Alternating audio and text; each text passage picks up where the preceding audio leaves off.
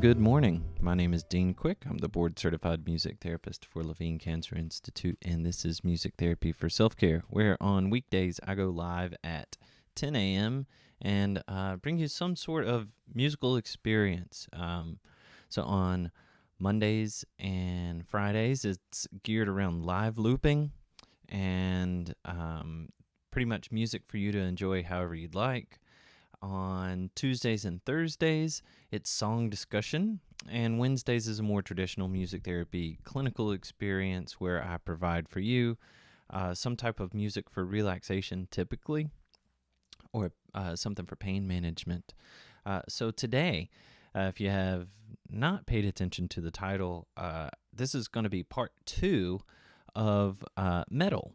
So last Tuesday, I started talking about metal, and some of the things that I talked about was the foundational elements of the genre of metal. And just to review, it's heavy distorted guitars, sometimes screaming type vocals, but not always the truth, and fast but sometimes slow at times, and there's an element to it typically called the drop, where you have this build-up, and then you have this slow kind of chugging motion in the music. That's a version of metal. And then today is part 2 of that. And let me back up. Last week I talked about progressive metal, which is my favorite, and particularly a band called Tool. I talked about progressive metal, and then I also talked about, what was it? I gotta look. I know I talked about a few different progressive metal bands, but today, I'm part 2. I'm gonna take it back a little bit. So I worked backwards because, all right, here we go. So I talked about progressive metal, groove metal, and deathcore, which are my 3 favorites. And in that order, my favorite progressive metal band is Tool, my favorite groove metal band is Lamb of God, and my favorite deathcore band is Chelsea Grin. And then I talked about the elements of metal, so what the band structure is, what the vocals sound like, lyrics, any subjects, the drop, and then the hilarious topic of metal band logos, which you'll see a little bit of today because they are all over the place and very difficult to read sometimes. So today's musical adventure into metal, we're going to talk first about kind of the pioneers of the genre, right? And I don't know if I explained this enough in the last stream, but one of the reasons that I'm doing this is to provide a diverse experience in music. And there are 2 genres of music that I feel like in the music therapy world don't get the credit that they deserve for being impactful clinical tools. One of those is metal, which I'm more familiar with, than hip-hop and R&B, which is the other one that I feel like is underutilized. And I'm becoming more of a fan of some new hip-hop and R&B and rap. I've been a fan of Kendrick Lamar's for a while, since To Pimp a Butterfly, and then Kanye West as well, as someone who I've admired his music and the impact that it could have in clinical settings. But I'm talking about metal. There's always room to talk about hip-hop and R&B, and maybe I'll do my next series on that. You let me know what is helpful for you. So today, metal pioneers. I've narrowed it down to 6, and anything that I talk about, any bands that I talk about, I'm just pulling from what I'm really familiar with, but there's tons of other metal bands out there. But some of the pioneers in metal, really 1968 was the year for metal. Now, you'll find some heavier rock and roll recordings before 1968, but 1968 was the year that metal really got a voice, and it sounds nothing like the metal today. For example, um, a lot of people attribute Black Sabbath to being the first real metal band, and then the other two in 1968 that people attribute to being the kind of granddaddies of metal is surprisingly Led Zeppelin, and that's confusing to me. But I get it because it was heavier than anything out there. But Led Zeppelin was mostly blue. I mean, they were like a heavy blues band. That's what I saw them as. So I don't know. They threw them in the metal category. I don't really fully agree with it, but I am going to play some examples of what that early music, the early metal sounded like, because I'm going to be playing some newer metal now. So here is, let me check the volume so I'm not blasting your eardrums here. So from Led Zeppelin's first album here, Black Dog. So this was considered metal back in the day. So a heavier guitar.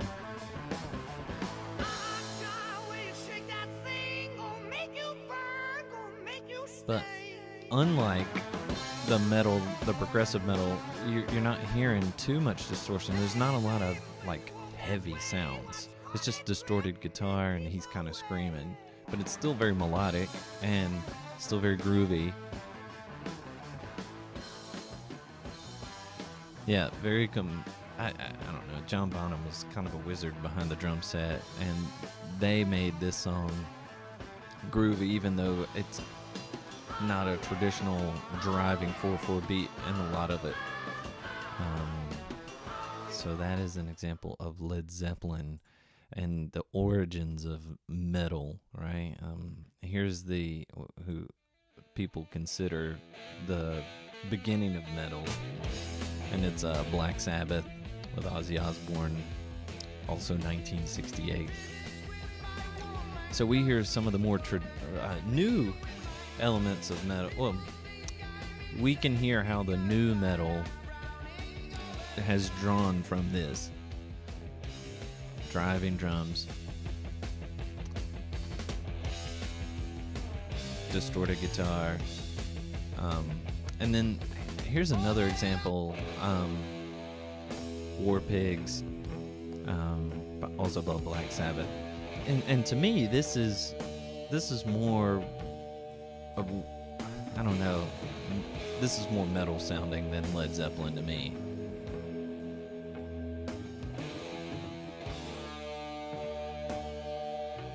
So yeah, very cool. Another band in 1968, Deep Purple. Here's from their first album. This is a song called Hush.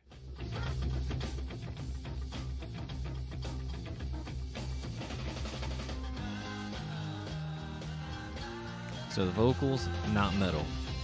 Everything else, kind of metal, but more just rock and roll, right? But it was heavier than most of the other things that were happening. And then this is, of course, what Deep Purple, most people are familiar with this, but this was not their original music. I mean, it was their original music. It was not some of their first music. This came later. Smoke on the Water, which if you pick up a guitar, you know, you're going to be playing Smoke on the Water, or at least faking it, right? So all three of those examples are bands from 1968. The original, I think I called them last part of this metal series. I called them OG metal bands, but in this episode, I'm calling them metal pioneers, which I think gives a little more respect. So those three, really in 1968, is the birth of metal, and it's changed a lot. And you'll hear it later on in this live stream. I'm going to be talking about Norwegian black metal, and it is very different than what you just heard. So continuing in with these metal pioneers, 1969, Judas Priest had dropped an album called Rock'n'Rolla, and this was the single off of that album. This was everybody's introduction to Judas Priest. So even in just a year, it sounds a little different, right?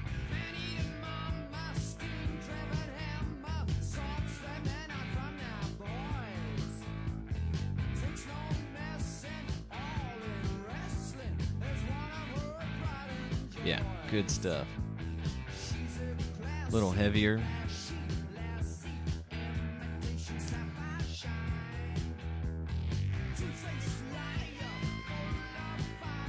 Yeah. I don't know if you're very familiar with music in 1969, but if you think about Woodstock, this doesn't sound like much of what would be at Woodstock. A little heavier, right? So metal. And then skip a few years, we got 1975.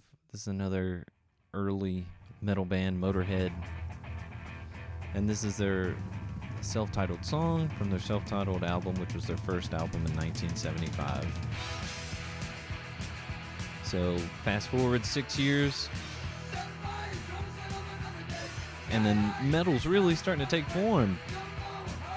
And as far as subgenre, because that's important in metal too, this kind of has more of a thrash feel to it. And some of the early forms of metal really were representative of thrash, as represented here. Metallica came on the scene, right? That's a name most people are probably familiar with, and the name Metallica even has metal in it, right? So this it's an explicit track, so I hope I can catch it before it comes in. But Metallica comes around in 1981, which is 6 more years after Motorhead. So 12 years from Judas Priest. So their first album, Kill 'Em All, had this song, Whiplash, on it. And Metallica's always kind of been a thrash metal band. Let's see. So very fast. So you get the idea. Kind of sounds like a more polished version of Motorhead. And then later in Metallica's career, you get this from the Black Album, which I think the Black Album is hands down their best album. Enter Sandman. I'll fast forward a little bit. So slows down a little bit. Not so much thrash. You got the harsh vocals, distorted guitar, driving drums, all the elements of metal that you could ever need. And this album came out in the early 90s, so I won't say the 80s there, but Metallica held on to some of the elements from their 80s days in the Black Album, but slowed it down a little bit too. There's a great you got the Unforgiven on there. It's a great song. So that's a little bit about the pioneers in metal, right? So starting in 1968 and onward, it just kind of evolves and changes, right? So some of the metal bands like Led Zeppelin in 1968, we would not consider metal today. I don't consider it metal today. I got somebody on Twitch. Hey there.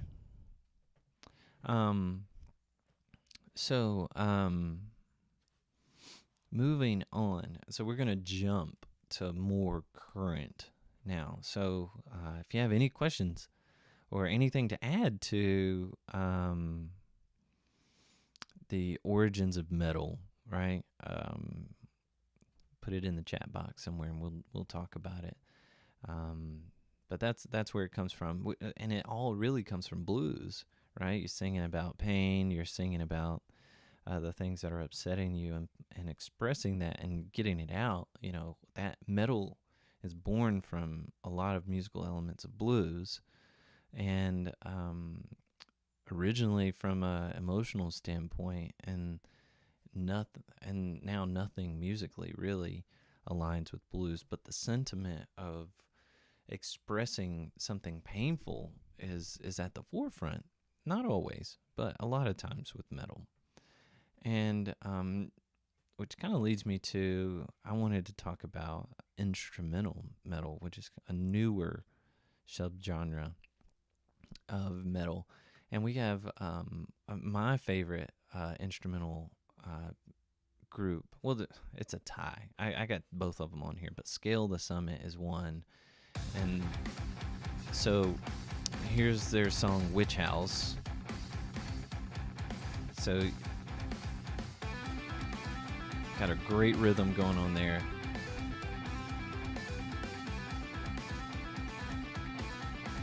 So the drummer's in like kind of a 3 feel. The guitars are like in a 4 feel over the top of each other. So you got like this asymmetrical rhythm thing going on, some polyrhythms. And there's no screaming in this. So I hear it all the time. People are like, I liked that song until they started singing or screaming in it. Well, instrumental metal might be a great option for you because there's no singing, there's no screaming. So it's only instrumental. It's so groovy too. Like it is, there's groove to most of it. I mean, listen to that.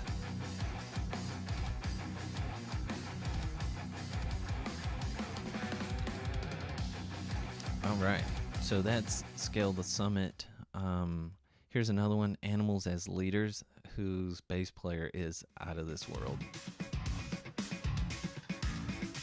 So this is a song, probably their most famous song, called Physical Education, Animals as Leaders, from their album The Joy of Motion.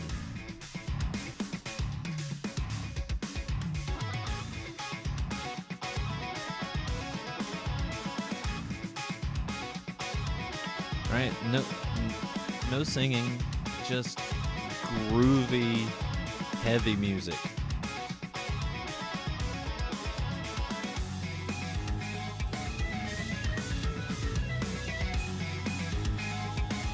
Lots of textural elements to this too. Yeah, that bass is insane, right? The bass tone too.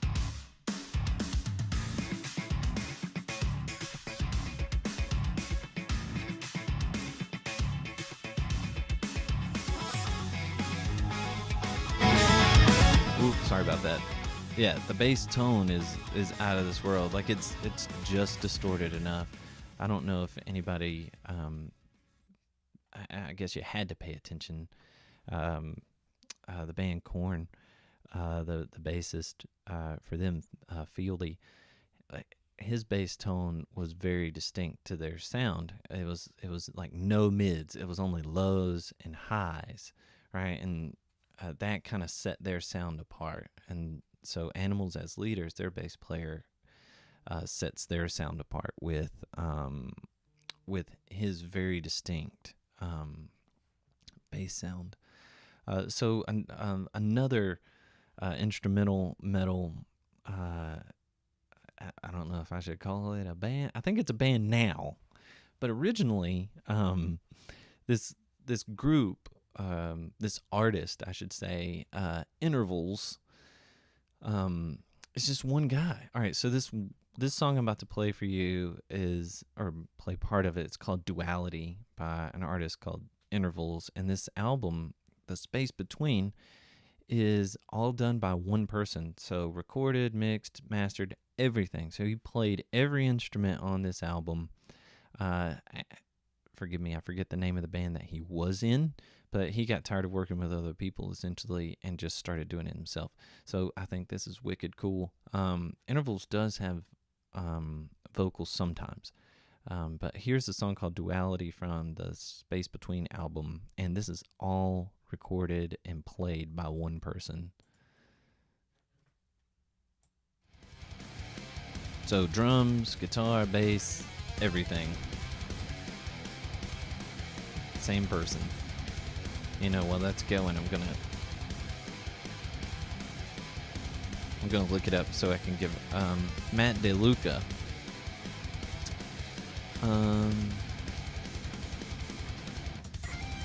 So 2011. Oh, sorry. Let's see. 2011. Aaron Marshall quit his band Speak of the Devil, and he recorded and programmed all the parts of this.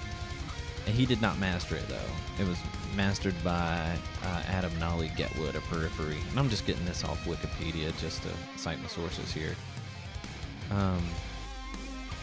Ooh, nice drop there. Right? Good stuff.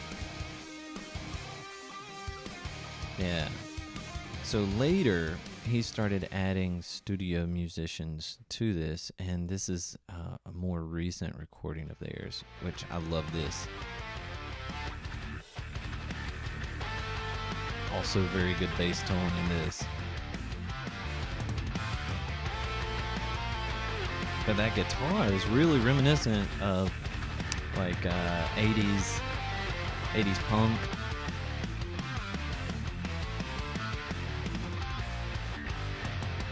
If they didn't have the lo-fi recordings. Ooh, let's go back. Did you hear that? Listen.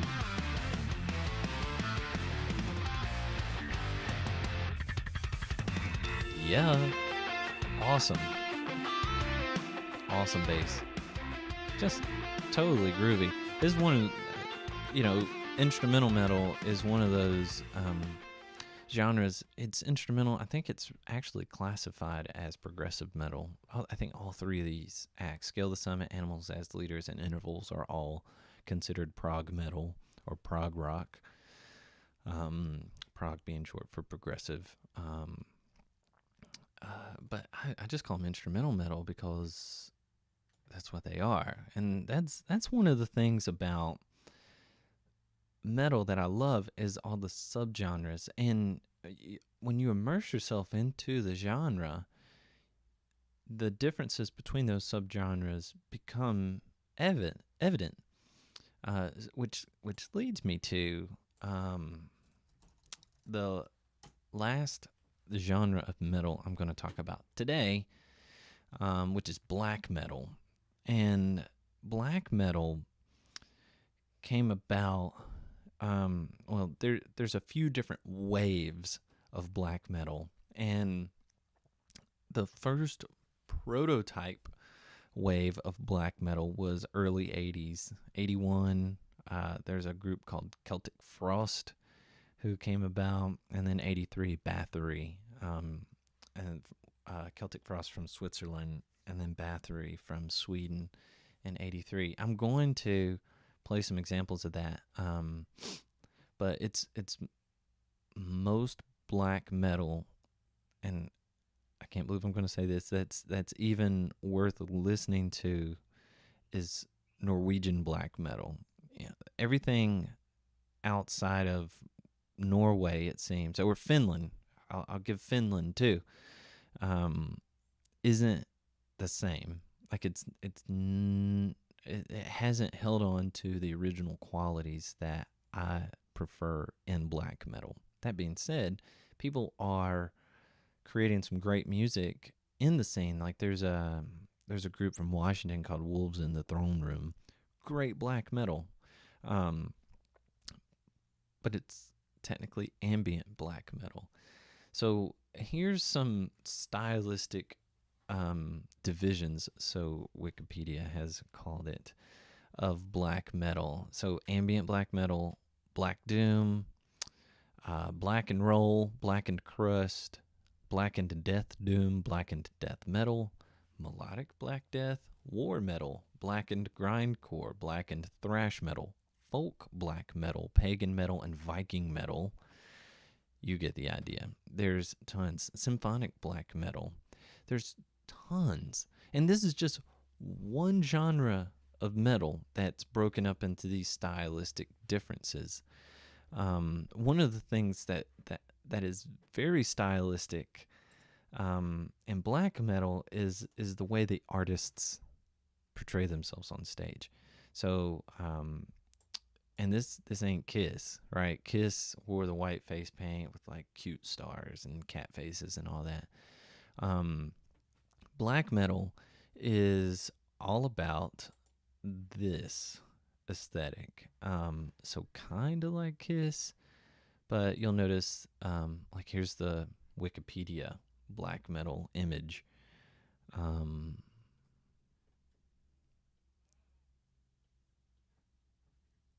Yeah, so you'll see it. I mean, like here, you can see in the eyes. I mean, it almost looks like a helmet, right? So the very angular lines around the eyes is reminiscent of these helmets, right? And you think about what came out of that region of the world, right? Vikings wore helmets, or did they? I think they did. I don't know. I think about that. This is Danny Filth from Cradle of Filth. They're not really black metal. They're extreme metal. But you get the idea. There is an aesthetic that black metal tends to have, and you will see some satanic themes in black metal. However, you should know that most of what you see that's satanic in black metal is not because the artists themselves are satanic or Satanists or anything. There are exceptions, and there are black metal bands that will take it to the next level. And there's a band called Gorgoroth that's very much so into that. And you'll hear that. But anyways, here I want you to hear some black metal. So this is Hades by Bathory, and this is 1983. All right, so this is the true origins of black metal. They're from Sweden. So you'll get some, Gorgoroth is probably one of my favorites too. They really capture the essence of what black metal is. But also Emperor's a good one too. We'll hear examples from both. So this kind of has elements of thrash in it. The vocals are very different. So the vocals are almost shrieking instead of screaming. Here's Celtic Frost, 1981, Switzerland. This is Visions of Mortality. So slow it down. Really kind of not great recording quality.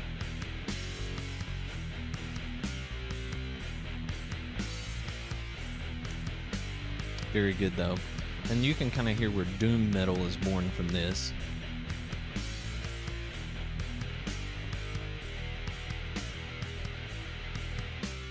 Awesome. Let's see if we can get some vocals. So the reason I want you to hear vocals is because it's very distinctive in black metal. And this is still prototype black metal. This is the original.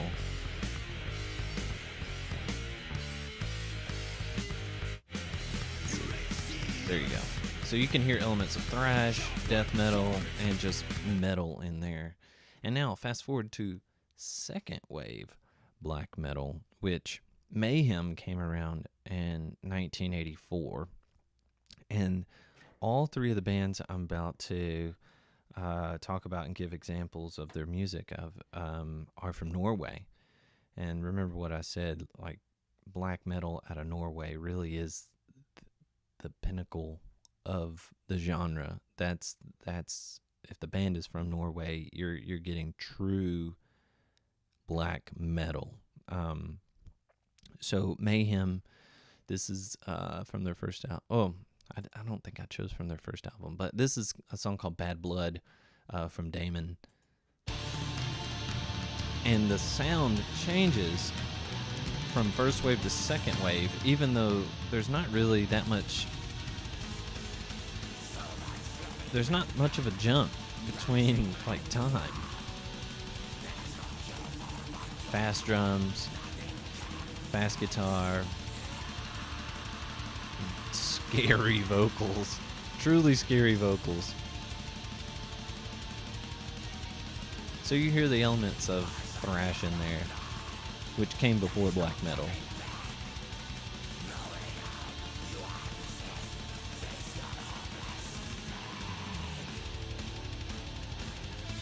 So very cool. Just a reminder, I'm going over this music. What are the this is a music therapy for self care channel. Why talk about this?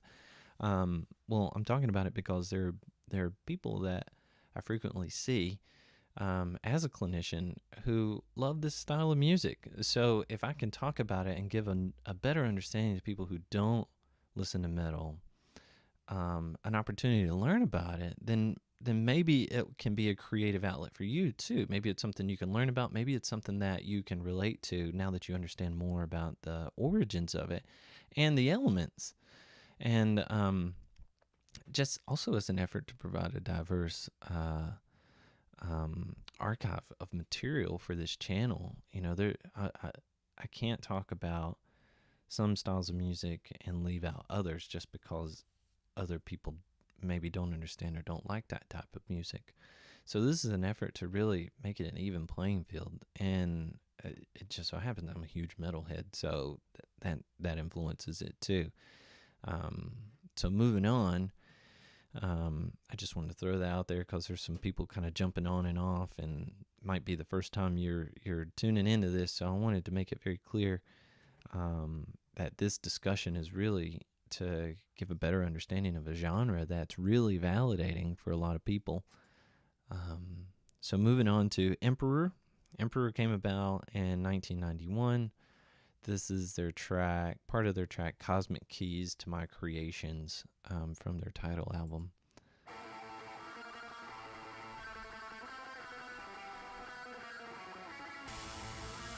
And I should also say these are really vanilla examples of black metal. I mean, I wanted to keep it as, I won't say clean. I wanted to keep it as, non-scary as possible, because there's some black metal music that gets pretty brutal. So these are all kind of vanilla examples of it. Good introductory. So you hear the same elements. Not so great recording quality, which is intentional. You'll hear that a lot in doom metal. Even doom metal that came out this year doesn't sound like, it sounds like it was recorded in the 70s. It's just distinctive of the style. So you hear like the screeching kind of vocals.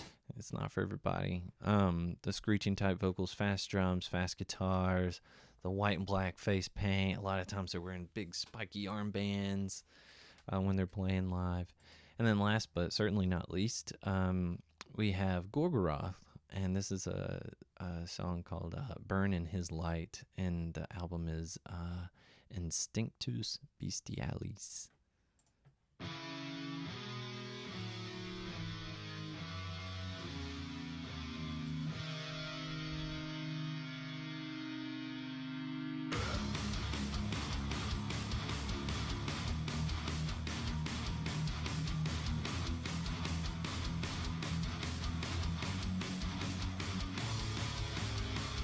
Yeah, the black metal image is, I mean, there's so much of black metal is about the theatrics, and they're really standing on the shoulders of giants such as Alice Cooper,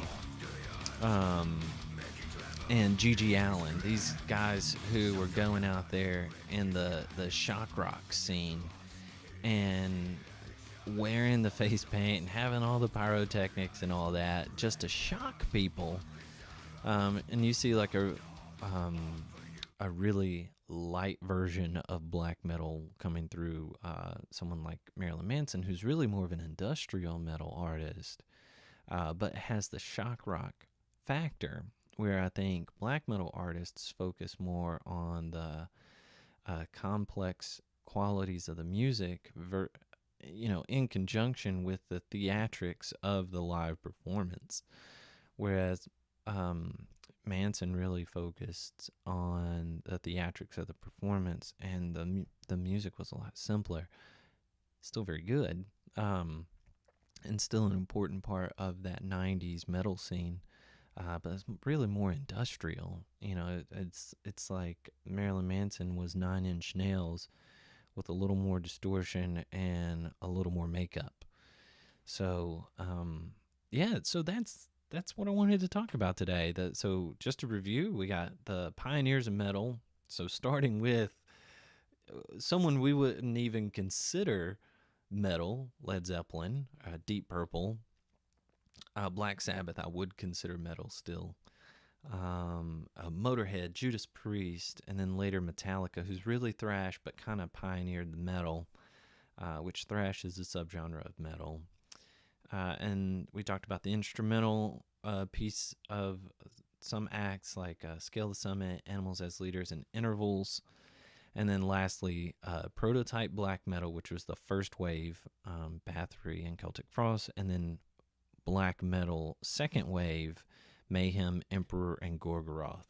Now, you will read about, if you choose to go and look up, like just peruse the Wikipedia page for black metal, you will see where some of these black metal bands take it to the 10th degree for the shock factor outside of the stage performance.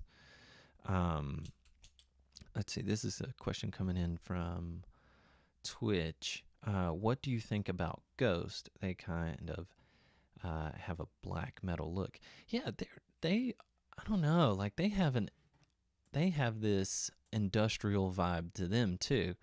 Let's see if I can get an example of their music pulled up. I'm just going to go to Spotify and the top track.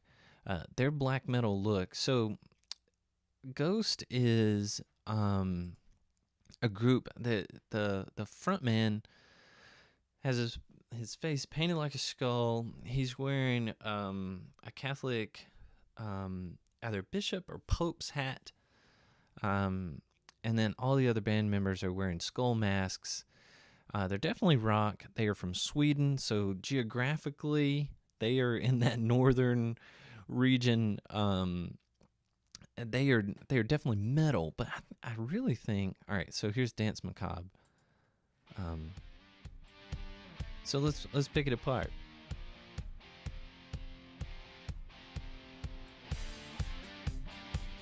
So we got the distorted guitar, driving drum beat,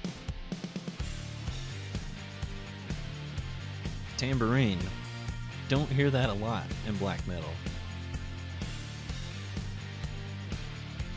It's definitely groovy. And for some reason, and this is just full disclosure, I thought they used more electronic elements in their music, so not industrial.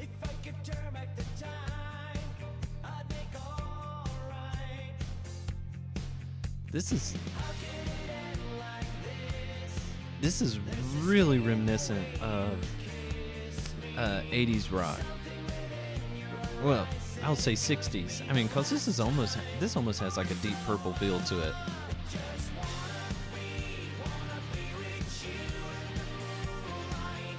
Yeah, that's cool. Let's get another one here. Let's see. This is their new stuff, it looks like. All right, this is their most played track on Spotify. Square Hammer.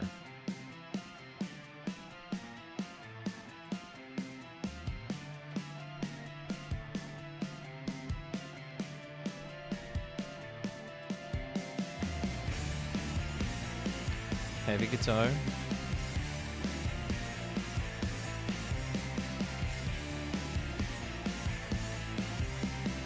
Relatively driving drum beat.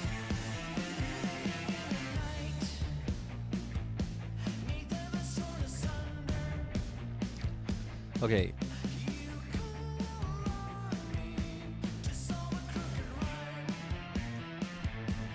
The vocals are throwing me here. I almost want to put them in the hard rock. Hard rock. Maybe, I mean, there's even parts of this that are kind of pop rocky.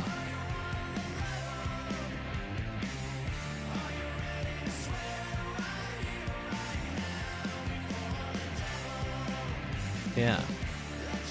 So I think aesthetically, they're going for like that shock value, right, of black metal. But musically, I think it's more hard rock and not black metal. their image certainly conveys a message, but their music is not black metal, I don't think. You know, the what you're looking for in black metal really is that the vocals. The vocals are really. Let's see. This is back to Emperor. You see the drums and guitar are faster.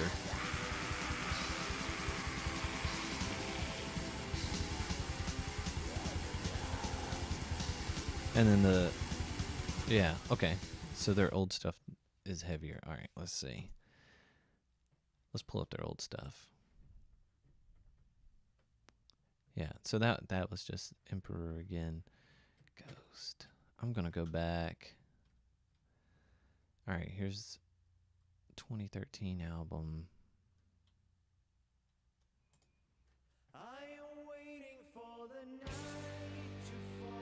Is there one that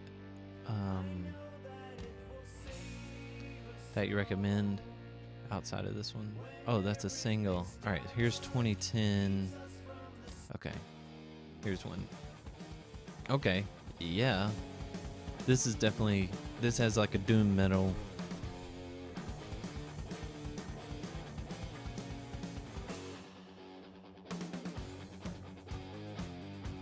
Yeah, Elizabeth, that's it. This is doom metal. So I'm gonna be talking about doom metal in part 3. Let's see. I'm gonna write this down.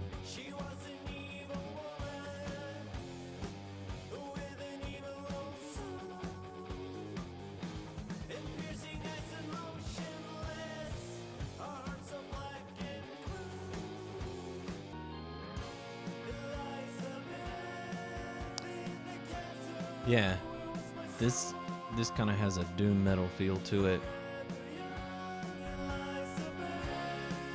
It's beautiful. I love it.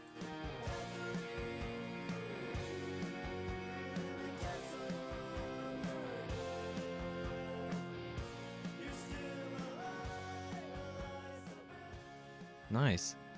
Yeah. So when I'm talking about doom metal next Tuesday, I'm gonna get a little more familiar with that song, and I'm gonna talk about it and how the elements of it are doom metal. Thanks for all the participation today and all the back and forth. That's really what these song discussion streams are about on Tuesdays and Thursdays. Is as much interaction as we can get to talk about the music that I'm bringing for the day. So I hope you can dive into some of the music that we talked about, and I hope that it brings you something new. I hope that it's validating in some way for you and helps your Tuesday. If for nothing else, then to be a little bit of distraction from what we have going on outside of this. So thank you again for tuning in. Now tomorrow at 10 a.m., Wednesday at 10 a.m., I'll bring you a more traditional music therapy experience, and the focus tomorrow will likely be music-assisted autogenic relaxation, where I'll provide some light imagery with some live music to help guide the experience, and it can be helpful for reducing anxiety, pain reduction.